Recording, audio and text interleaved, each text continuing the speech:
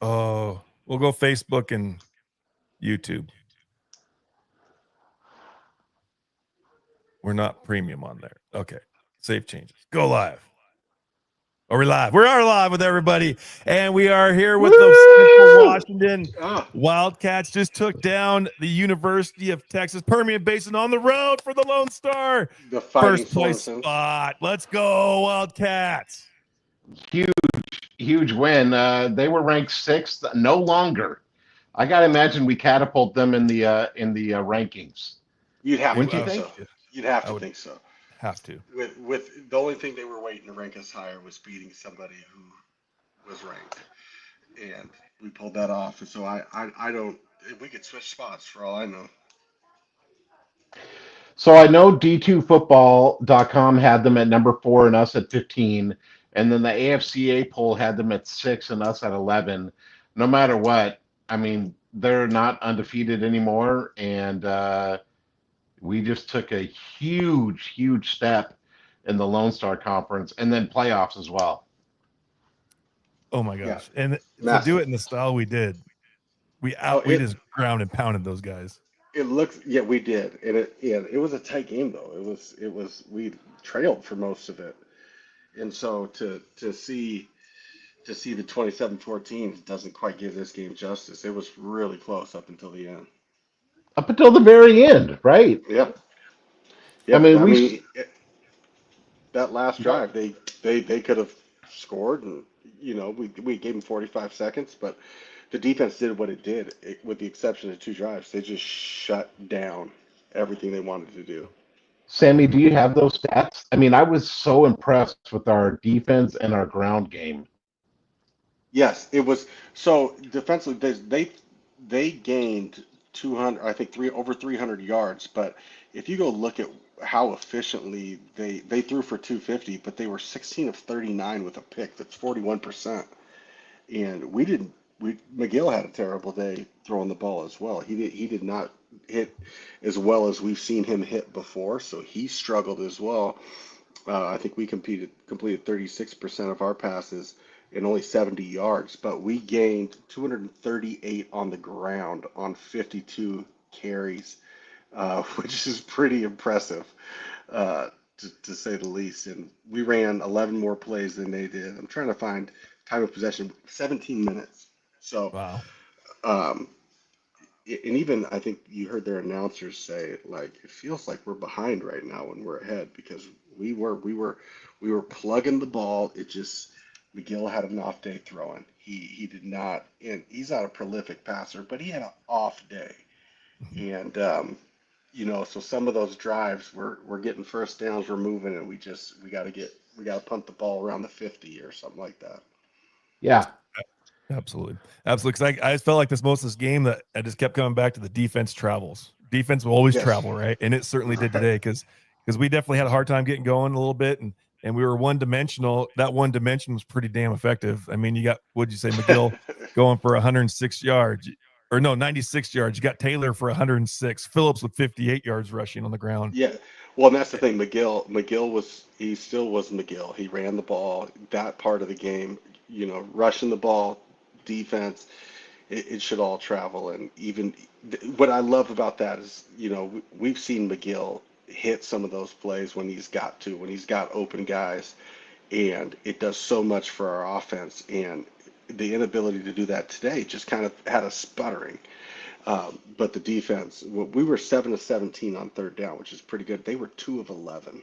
Mm-hmm. Oh, 2 of 11. That just makes our defense so good. It doesn't make our defense so good. It proves that our defense is so good. They were flying all over that ball. That quarterback was uncomfortable all game long. He got hit hard all day. And that drive, not the last drive where we got the pick 6, but the second to last one where we were up 6, we were rushing 3 guys with a spy, and our ends just collapsed the pocket, and that guy was so uncomfortable. It was impressive. Our defense was lights out. And really, there's a couple, the way the closest game was, there was a couple early on, they got a 4th down conversion, and every time they went for it after that, we stuffed them. They wouldn't allow it. And that was huge for me in this game. Yeah, if we allow those games, it could turn out completely different. 1 of 4 Yeah. on fourth down, and you turn third and fourth together, they're 3 of 15. So we're not giving up too many first downs. That's Wildcat defense, baby. Let's go. Dude, I just can't believe it. I'm so impressed, and I'm pulling up some scores here from around our super region, and so Harding, they won. Uh, Western Colorado won. Colorado State, Pueblo, they all won. Of course, we did as well. So everybody, it pretty much, what's that term? The scoreboard pretty much chalked out right as it's supposed to in terms of, well, except for Permian Basin, I think they were the odds-on favorite to win tonight, but we certainly changed course for them. And so also Colorado Mesa won as well. So that's going to really help our strength of schedule as well. So the right teams are winning in terms of Mesa. That's really what we want Mesa to do. Yep. Missouri, Northwest Missouri State, they won as well. I think that further complicates the MIAA.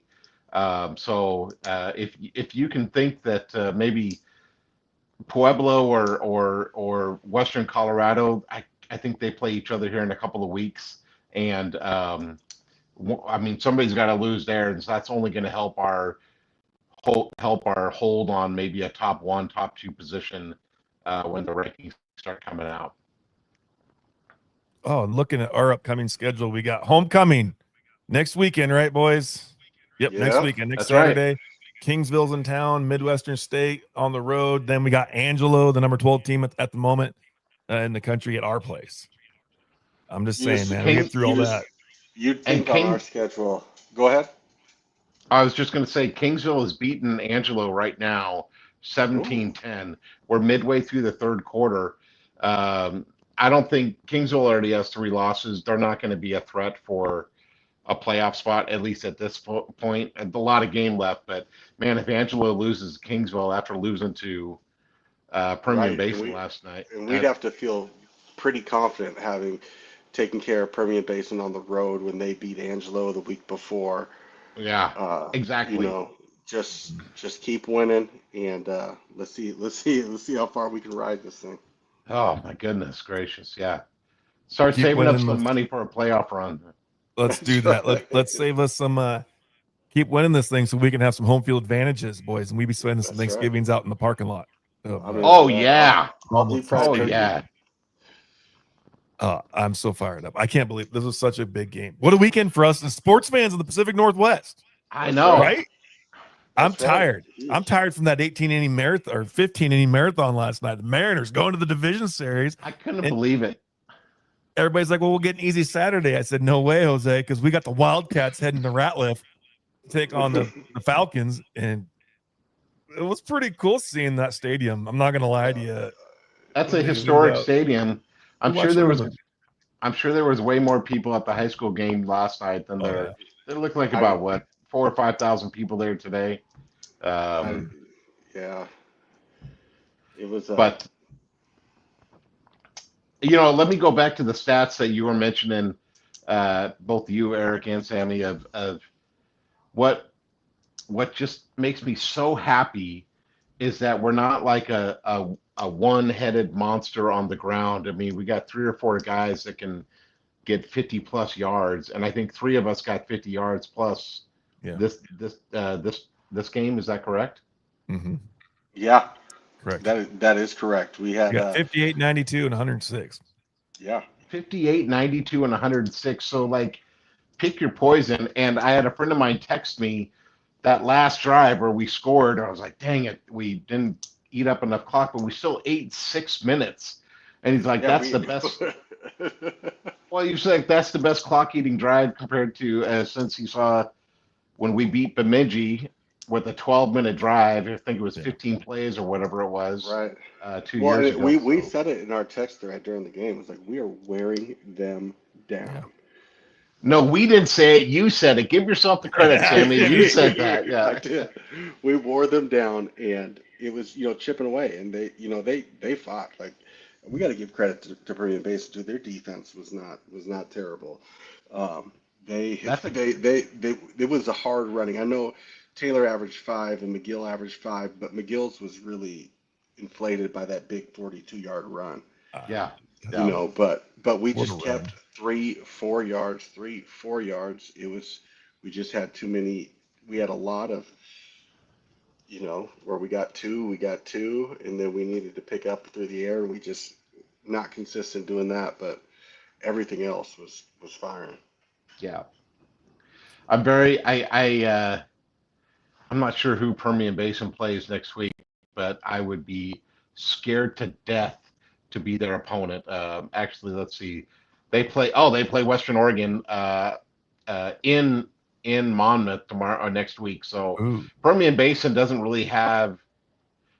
They've got a pretty weak schedule, to be honest with you. They play Western Oregon next week, West Texas A&M in 2 weeks. We put 52 on them.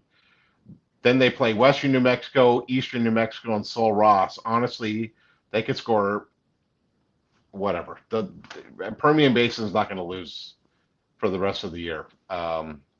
So I'm just hoping that we can take care of business ourselves.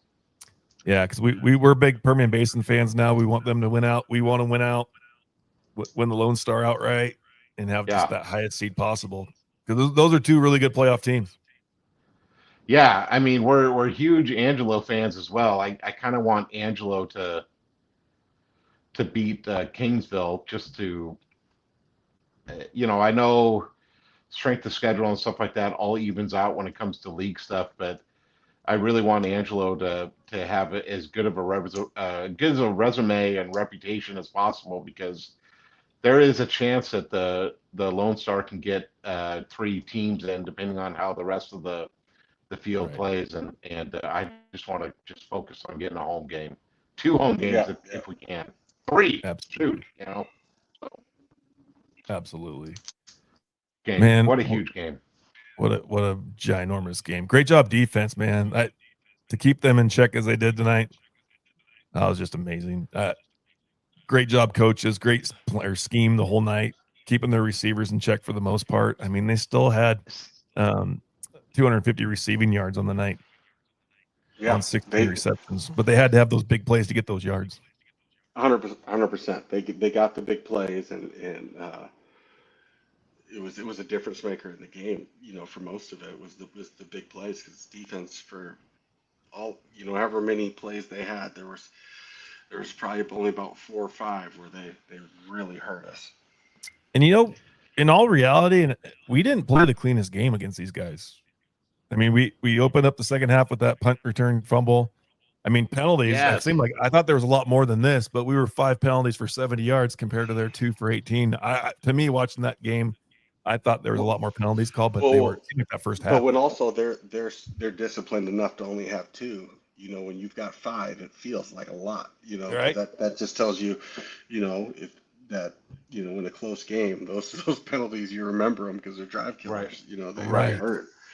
And we had enough killed drives to keep this thing closer than I think the way we played. Man, we had 70 plays for 308 yards. They had 59 plays for 300 yards.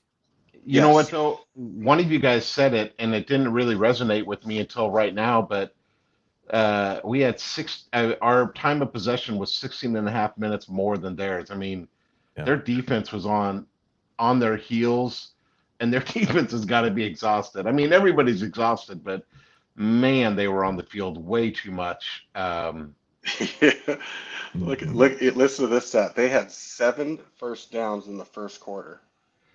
They had 7 first downs the remainder of the game. Wow. That's wow. Awesome. Right. That is wild. That first quarter was, once we got our feet underneath us defensively, it was shut down city. Yeah, I totally agree. Now we just don't want any letdowns, That's right. Thank God we're at home against Kingsville, and then we're on the road to Midwestern State, which is they're going to win like 3 games this year. And we play the way we're capable of playing, we're going to beat everybody in this conference the rest of the way out. Yeah. And I'm so glad we got Angelo at home. My goodness. Me too. Yeah. Me too. That's the biggest thing that scared me with this trip, as I knew that we could beat these guys, but it was the trip to Texas. That's what worried me this whole time. It's a tough one. Yeah. And luckily we went down there and took care of our business. It's just Feels huge. good. Absolutely huge for us. Let's go. What a weekend. And now game 1 tomorrow for the Mariners. Game 1, Mariners. Who we got? Hey, who's picked to click? Did somebody say Jorge Polanco? Was that? I know. I said Robles. I think I got the Jorge on that one. I think you did. Or I think somebody you could have did just too. pulled out Rivas out their back pocket. And Oh my looked like a God. genius. Yeah. What moment did you completely freak out? Because I had a few moments of screaming and yelling last night. Well, it was tough because don't tell Cole Canyer this, but I was watching it during the football game. So Our secret's safe. I would say even Rivas' single is probably where I freaked out the most, because even Jonathan was like, "I've never heard you sound like that before." I sounded like a little girl. Oh my God. Because the press box, you don't want to make too much noise, but I was excited. Yeah. But you know what? The clock was still ran superbly, so I did my job. Yeah, I was just gonna wonder. I was just gonna ask. I think for me, when first I was excited when they said the roof was gonna be closed, because then I just started thinking Kingdom. This thing's gonna be so loud in there, and we needed that. And a source on the ground, boots on the ground, said it was so loud, and they actually had the Richter scale in there, and it registered when the game winning hit. My gosh, it was insane. I wish I was there. It sounded great. A couple of locals, Jeff Cochran and Noah Cochran, were on screen. They're celebrities now. That's I texted them during the game. It was fun. So shout out to Noah and Jeff, who got to witness as a father and son something they'll never forget, which is pretty cool. Oh no. The prime of when Griffin went to bed and I had to be quiet yeller. I thought about you, because I was in the driveway with my daughter. I picked her up from Kittitas, and again, don't tell the police, but I watched it the whole way out there. And the whole way back. And, we're live. I forgot we're not. And we get to the driveway and we're watching, and I just start like belly screaming, and I'm like, I think we're safe in the car. I don't know if anybody heard us, but I could have woken up. John, what was your moment? Honestly, I mean, the single to tie it at 2 was a relief, but I also think that I think my moment was like 5 minutes later, after everything was done, when I like sat down and then started watching Twitter, and so I mean, it was exciting, and I was yelling and stuff like that, according to my family, one of who went to bed early and didn't get to sleep, I can tell you that much. But I just I think the actual euphoric moment was like 5 minutes later, after like I wasn't calming down because I was watching all the replays on Twitter and stuff, but that's when it was. Yeah. So, but I had my oldest brother was there, and he said it was just pandemonium. Nobody left. 47,000 people. Oh my goodness gracious. So 47,000 of our closest friends. What do? I go, 47,000 of your closest friends. What do? I go on StubHub and Ticketmaster, and I'm like, I could justify that, maybe. 100%. You can justify anything as long as your wife doesn't find out the price. Yeah. If Paige is watching, hopefully she doesn't see this. She watches this and listens to this as much as your wives do. So, that's right. Yeah. I think we're in the clear. That was so amazing. We get to watch baseball tomorrow in Toronto. I'm so fired up. I can't believe it. I am fired up. Yep, me too. Well, I'm glad we did this. I am too, because we Wildcats. Let's go, baby. We won. I just refreshed the LoneStar Confrence website. Here we are, 4-0 LSC. Baby, yes. First place right now. That is awesome. I'm just saying we might need to do this a little more often to let the public know, the nation know about this Wildcats up here in the lonely Pacific Northwest of D2 Heck, football. yes. They might not know, but they're gonna know. They'll find out. I love this. Awesome. Thank you guys. Thank you, listeners. Hope you enjoyed this and hope everybody has a great rest of your weekend. Go Wildcats! Go Wildcats!